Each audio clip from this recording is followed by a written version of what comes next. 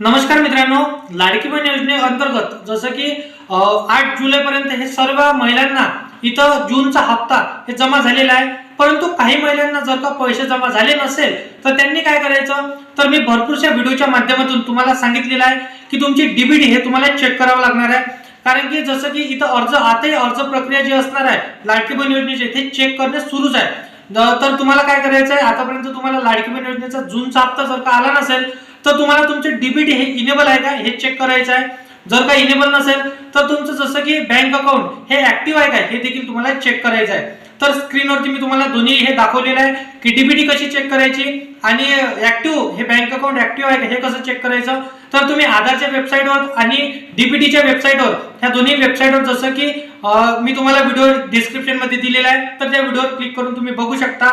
तर अशा पद्धतीची जर का तुम्हाला प्रॉब्लेम येत असेल तर हे काम तुम्हाला करून घ्यायचं आहे.